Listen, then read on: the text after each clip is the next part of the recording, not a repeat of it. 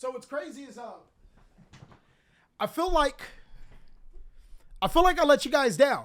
And before you say,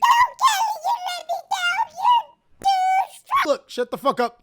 Listen, yesterday I made a post on Twitter asking you guys what made you watch my channel? Like, what made you come? And so many of you guys come, but so many of you guys have overwhelmingly said it was yeah, boy. The stories we have, the characters we are, the fun that we make is what makes the Cali Effect the Cali Effect. And I'm not gonna lie, I feel like that's been missing a little bit. With that being said, I gotta say, your boy is back just in time for Tier List Tuesday. What's going on with ya, big dog? And it is an amazing Tier List Tuesday. I hope you guys are having a phenomenal day. But if you aren't, don't let what happened at the beginning of your day ruin the rest of your day. Today, I'm pretty much going to be giving you a final breakdown of the meta post Amazing Defenders before we jump into the new set Photon Hypernova. It's going to be extremely fun to go over what I think are the best decks in Yu-Gi-Oh! All the way down to your favorites. Oh no, what are you doing, baby? Of course, in the year of 2023, your boy Cali is trying to get some goals done still. I just realized that I need your help to help accomplish them. I think our first goal is going to be 150,000 subscribers. So let's go ahead and hit that subscribe button. If you're not subscribed, get your grandma, your mom, your brother, your sister, everyone to subscribe so we can reach our goal. You know your boy wouldn't hoe out your favorite Yu-Gi-Oh strategy. I just couldn't fit every single one in here. So I went with a condensed list of strategies that are really popular and have been doing fairly well over the format. Of course, if you have a strategy that you want me to talk about, let me know down below in the comment section. I promise you, I will try my best to put it at least in the rogue tier list. So what I actually want to do for meta tier lists from now on is actually establish what are the best decks in Yu-Gi-Oh!, the meta changer Yu-Gi-Oh! Decks, and then talk about the other strategies and how they can combat some of those meta changer Yu-Gi-Oh! Decks. Now in meta changers, we typically put up to 3 strategies in here, and I'm actually going to do that. I'm actually going to take the first deck, which I think is Tearlament. I think everybody can universally agree that this is one of the best decks in Yu-Gi-Oh! And it's actually for a different reason than what a lot of players would like to think. At first, I thought that Tearlaments was just a ridiculously unbeatable busted deck, but through watching it and playing against it, I actually understand why this deck is a little bit more powerful than some of the other counterparts, and the biggest reason is just simply power creep. Tearlament has the ability to keep on playing where some of these other decks just simply can't, and in those particular games, Tearlament wins overwhelmingly. I don't think that players will think that Tearlament will be a tier 0 status with the next few sets coming up, because while this deck is good right now, it's only good because it has that extra bit of power from Konami to make it better than all of the other decks that we've been playing. Soon enough, either the Forbidden List or newer cards will balance that out. Also, its weaknesses are fairly apparent and some of these decks are ready to take advantage of. If I had to give another deck into the meta changer, I don't think that Fluundereese is necessarily equal to Tearlament, but it is a dominant deck. The reason why is because Fluundereese tackles a lot of the problems in Yu-Gi-Oh! Like Tearlament in a different fashion. It can mainboard cards like Dimension Shifter to completely stop this deck in its tracks, and Barrier Statue prevents this deck from ever popping off. But I think the biggest secret that Fluundereese has been keeping somehow off the Forbidden List is easily Harpy's Featherstorm, which shuts off all effects in an entire turn. Lastly, if I had to pick a third best deck, it's easily gonna go with Sprite. Now, Sprite doesn't feel like it does things necessarily great, but it doesn't do anything bad. This feels like a combination of both of these decks, as it does have the power to be able to summon some really strong monsters, and when I mean strong, I mean in terms of effects. And then it also has the ability to play some anti-meta cards like Dimension Shifter, so it actually has the best of both worlds, you would say. Now, the problem with Sprite would be it doesn't summon really big monsters. So if you can summon enough big monsters to your side of the field, you actually have an advantage against Sprite. But now that we've established the meta changer Yu-Gi-Oh! Decks, let's go ahead and go through these other strategies, and I'll tell you how do they fare against the meta changer and the rest of the meta. Blackwing's got a huge boost through the Darkwing Blast set, It's no longer summon Sirocco, summon Shurabora Gale, and then synchro summon it to Blackwing Full Armor Master. As some players may think it is, this deck is actually incredible. I think that its huge advantage of being able to play the Bystials is pretty good against Tier Limit, but where Blackwings does struggle is against cards like Dimension Shifter and Harpy's Featherstorm, and then the Sprite strategy is good at outgrinding them. I'm going to say it takes a really good player, as this deck can still summon huge monsters, which gives Sprite some problems, and can still play the Bystials, which gives Tier Limit some problems, but because both Tier Limit and Sprite play Bystials themselves, which can stop Blackwings, it kind of neutralizes that threat. Moving forward, a crazy thing about the Despia deck is that I don't think you can even call it a Despia deck anymore. The summon Mirror Jade with Branded in red is a thing of the past, as this deck has moved leaps and bounds past that, thanks to Darkwing Blast as well. This deck is crazy good and actually has really good matchups against some of the top Yu-Gi-Oh decks. It is a top Yu-Gi-Oh deck. Now, the reason why I say that is because the Bystial monsters are actually insane for this deck. Being able to banish the Tier Limit cards when you need, and also being able to easily summon big monsters against Sprite is a huge plus for this deck. But also, this deck is immune to cards like Macrocosmos or Dimension Fissure that Flew Under Reefs would run, and also can play cards like Zombie World to be able to counter this particular deck. Branded is in the best spot that it probably could ever be, especially with players playing less hand traps like Ash Blossom and Joyous Spring. That means that your Branded in red will be able to resolve more, and that's all thanks to Ash Blossom not being an amazing card against these three particular decks. So they kind of created the situation that Branded is in right now. Draco Slayer is also a deck that got insane support from Darkwing Blast. It really is crazy to say that Darkwing Blast has done tremendous wonders for a lot of strategies. If you were to ask me, if it weren't for Magnificent Mavens and the Ishizu cards, we were probably looking at an entirely different format. But unfortunately, I don't have a time machine to slap Konami upside their heads for ever introducing the Ishizu cards.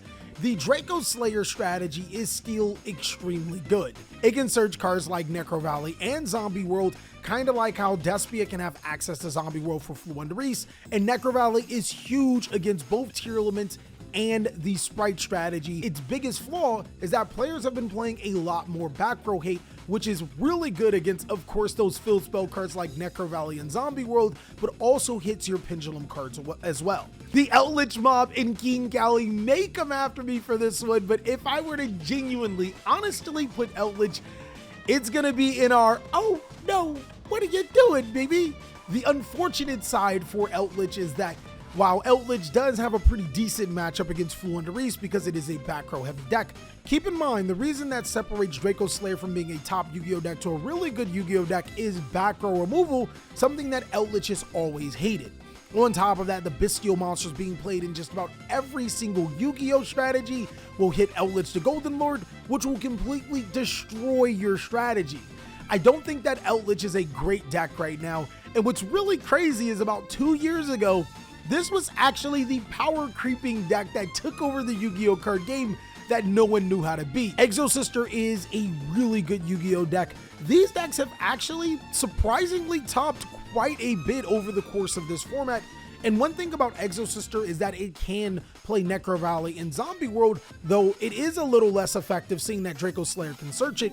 But Exo Sister has an amazing matchup against Tier Limit because anytime they use the graveyard, you can turn those stepsisters into big stepsisters, and now they're big stepping on one of the best decks in the game. Unfortunately, Dark World is an oh no. I'm just playing with you guys. I could say Dark World is on the same level as Eldritch, and there's actually a reason why I would put it in the Takes a Great Player, though I do think that it's on the cusp of oh no, what are you doing in Takes a Good Player, and allow me to explain why. The reason why is because there are a ton of graveyard removal cards in the metagame, and that can really hurt Dark World and its chances to be able to summon some of its most powerful cards. Overall, I don't think that this is a bad $30 structure deck. It was actually a really fun deck to play, and in the right player's hands, they can do some damage with this deck, especially when going first. That is something that I don't think any of the decks in this tier list want to see, because those first turn boards are disgustingly powerful.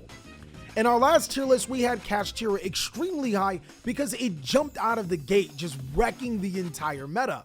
But as things have progressed over the past months, it's actually been a deck that's been cooling down, and I have to say takes a great player. Now, the reason why I put Kashtira in takes a great player, and it's actually more so because of what I've noticed players have been using inside of their main board and sideboards. Players have already been prepared for the Kashtira meta using cards like Book of Eclipse and Raigeki and Dark Hole, cards that completely wipe out the Kashtira board, and you're almost like, my guy, it's not that powerful yet. What are you doing? One of my favorite decks in Yu-Gi-Oh! You guys are gonna hear this because I have a lot of favorite decks, guys. I am a Yu-Gi-Oh! Okay? I like so many different Yu-Gi-Oh! Strategies. It is what it is. I've accepted it. I hope you guys have accepted your Yu-Gi-Oh!-ness, because I know you guys flip strategies like how your mama changed clothes, because you ain't changing no clothes. But anyways, Labyrinth in this particular format has a ton of benefits and a few drawbacks. I'm gonna actually put it in, oh, this one is tough. I am gonna put it in takes a great player.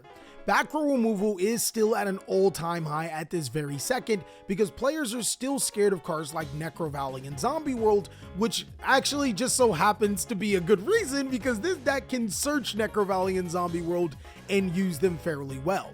But unfortunately, this particular strategy is built off of the back row, meaning cards like a well-timed Lightning Storm or Evenly Matched can really put you behind the curveball. I'm gonna go ahead and say Madolche is in the takes a great player.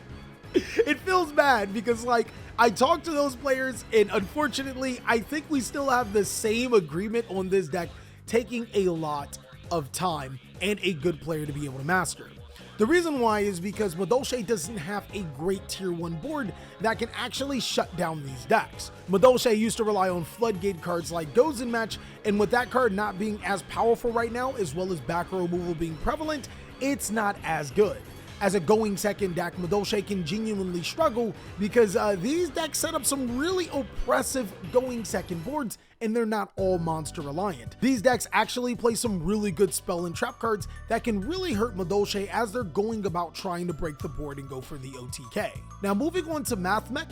Mathmech actually has some interesting perks inside of this format. I know earlier in the format I said hand traps weren't good, but that's actually changing as the format does evolve.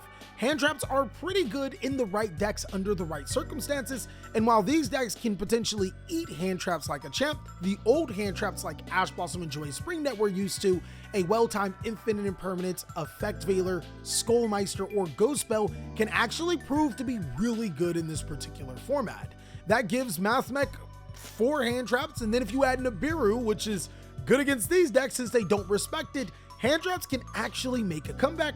But unfortunately, I'm gonna put it takes a great player for Mathmech, and here's why. Mathmech is a strategy that is reliant on the graveyard, and unfortunately just so happens to be playing light monster inside of the deck. That means that Bestial Sprite and Bestial Tearlament can easily take apart the Super Fractoral, preventing you from summoning some of your most powerful cards and stop your Mathmech diameter to keep going forward. And also why I said those particular hand traps may be somewhat effective, especially if you draw them in multiples against Tearlament and Sprite. Against Fluundereese, it's sometimes hit and miss, as Fluundereese Advinity Adventure allows them to dodge Effect Veiler and Infinite Impermanence, which will be your most powerful cards. If I were to suggest a Cyber's deck right now, it would easily be Marincess, because Marincess can do all of the things that Mathmech can do, except it won't be hit by the Bestials, which would give you an advantage against both Tearlament and Sprite, as their Bestial cards absolutely do nothing. Also, Marincess has good board breaking capabilities through World Sea Dragon Zealantis. I would put that in the really good category. I actually don't know why it's not in here, but I would put Marincess in really good. Now it is here, what you guys have been waiting for: Amazing Defenders strategies. The Mikano strategy is really interesting. It is a battle archetype. Anytime that they battle your opponent's monsters, you take no damage, and if they're equipped with the equip card, your opponent would take damage. You would think that that's not good, especially seeing that it's also an equip archetype deck and a ritual deck. When I first read these cards, I thought that they were completely dog water. Like, these were the worst cards to exist, until I saw a few builds teching in the Libromancer cards and the Infernoble cards with Isolde, which just so happens to be a warrior that can deal with equipped spell cards. I think that there's some potential for the Meccano strategy, especially seeing that it isn't graveyard reliant and the ritual monster as well as the ritual spell allow you to do some really neat things. Since the deck isn't light or dark reliant, the Bestial cards don't necessarily work, and one thing that I've been noticing about this Yu-Gi-Oh format is that winning in the conventional means doesn't necessarily seem to be the best way to win. Winning in an alternate way can be a very viable tactic, and that's something that Meccano does because you just run into their monsters and inflict damage to them. I mean, I genuinely don't care about your huge tier limit board if I can just run into your monsters and inflict damage to you. That actually could be a thing. It's really weird that in 2023, I would say that Naturia has made itself to the top of the food chain, but this is a top Yu-Gi-Oh deck. I think that if you are playing an attribute different than light and dark, your deck has a huge boost, and Naturia does take advantage of that with earth monsters that can summon Naturia Beasts to lock out the most important spell cards in the game. But also, since Naturia has an alternate win condition when you play Runic, it gives you a huge advantage over the tier limit strategy. The Runic strategy also allows you to deck out tier limits, it gives you some really good counters against Fluenderese, and it allows you to outgrind the Sprite strategy. This is easily one of the best Yu-Gi-Oh decks in the game, especially with its synchro capabilities being able to summon some really powerful monsters. Now, another new strategy from Amazing Defenders is Pearly. This is pretty much Eevee from Pokemon in Yu-Gi-Oh! As you have a level 1 Pearly monster that when you activate spell cards, you can change it into a different Xyz monster that gains effects. If you just look at the Pearly monster in the Xyz, you would think that this deck is complete dog water, but this is actually the one that I am most excited for because those spell cards are not only all emergency teleports, they're not once per turn, and they attach to your Pearly Xyz, which then eventually allow you to summon your big dog Pearly Xyz. Time after time again, anytime we get a deck build set, there is always at least one strategy to stand out above the others. I think Pearly has the potential, as you can summon some huge monsters to your side of the field and get them to attack multiple times in one turn. Your spell cards add additional effects to your Xyz monsters, and that can be huge. I mean, to be honest, anytime a deck breaks a mechanic, I would be pretty wary about it. We've seen it with Zodiac, we've seen it with Sky Strikers, and Pearly seems to follow that same trend. Now, the strategy from Amazing Defenders that I think has the most future potential, kind of like how Runic is probably the best deck from Tactical Masters, with Labyrinth having the most future potential, I think that Rescue Ace has the most future potential out of all of the strategies. The Rescue Ace strategy is built on Rescue Ace Hydrant, being able to search all of your other Rescue Ace monsters, and these monsters can typically use their effects when your opponent performs an action to be able to summon them on your side of the field. Essentially, the Rescue Ace cards kind of work like how Tier Limit is. When your opponent performs actions, you get to do things, and being able to play cards on your opponent's turn 0 or the turn 0 is always a great thing. There's also their huge monster in Rescue Ace Turbulence, which allows you to set 4 Rescue Ace spell or trap cards to your side of the field. That is completely broken. Also, it's a little bit of bias in me. Rescue Ace Turbulence is literally mocking a Citadel. Like, the two cards look identical. I gotta put it in really good for now. I think only time will tell about these 3 strategies. And of course, we're gonna be doing some testing with these 3 strategies to see how powerful they are. I can't wait to get you an archetype analysis on it. Until then, make sure to check out your other archetype analysis videos. I'm telling you guys, they are insane. Players have thought that Rocket Dragon Link has taken a step back, but in actuality, it's still a fairly solid Yu-Gi-Oh strategy. This is actually a placeholder for all Dragon decks, as personally, the Dragon Maid strategy may be a little better than Dragon Link because it can dodge a lot of the Bestial cards that these decks want to dish out, and it's not ultra reliant in the graveyard. Now, players have not just been playing back row removal to be able to out Necro Valley, they've actually been playing back row removal to out one of the better decks in Yu-Gi-Oh! Unfortunately for some players, or for Master Duel players, Runic is a top Yu-Gi-Oh! Deck in the TCG, and it's actually a pretty good reason. The Runic strategy is almost a hard counter for Tier Element, as this deck likes to send upwards to 25 cards from their deck to the graveyard. And with a runic strategy, not only did you put runic spells in the graveyard for them to keep playing, you also allow them to put you in range to deck you out. Against some of the other strategies, this deck wins in a non-conventional way. You activate Mystic Mind number 2, which just so happens to be Messenger of Peace, and then you proceed to deck any of these other decks out. Scareclaw is still a really good Yu-Gi-Oh deck. It is another one of my favorite decks in Yu-Gi-Oh right now, but it doesn't necessarily have any interactions with these decks that are necessarily positive or negative. Though what Scareclaw does have as a quantity is the ability to play a lot of other cards to be able to counter, such as Bestials or very good power cards. Alpha Master of the Beast is also incredible in this deck. It's a very good going second OTK deck, or set your board up, dominate your opponent, and win on turn 3. Sword Soul has risen the ranks into a top Yu-Gi-Oh deck, and it's kind of crazy. What happened for Sword Soul was the runic cards, and pretty much any deck that can successfully incorporate runics is gonna have a good time. Not only can Sword Soul go second in OTK, the best thing about Sword Soul is that now it has a better going first board. The runic cards not only allow you to dig deeper into your Sword Soul cards and get the cards that you need, but being able to summon Sword Soul Shinging to your side of the field means that anytime you activate a runic card and banish the cards off your top of your opponent's deck, you can then trigger Shinging to be able to get rid of your opponent's cards. This gives the deck an incredible grind game where you can get rid of multiple cards on their field and their graveyard and control the game until the time is right for you to OTK. Now lastly, Tri-Brigade. If you guys are talking pure Tri-Brigade, the show is over, guys.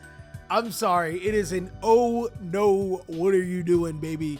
This deck got legitimately power creeped, as any interaction with Tri-Brigade monsters, any 2 interactions, it's literally game over and you're not playing Yu-Gi-Oh!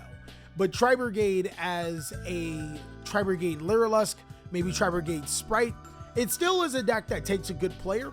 Sprite Bestial is easily the better deck out of Tri-Brigade Sprite or just regular Sprite Bestial. And the Lyrilusk Tri-Brigade unfortunately didn't do as well as I thought it would, and I think a lot of players would go out to say that they were pretty disappointed in the Tri-Brigade deck as well, as it did not perform. And that's all that I have for my meta tier list post Amazing Defenders. I really want to know, did I put a strategy a little too high?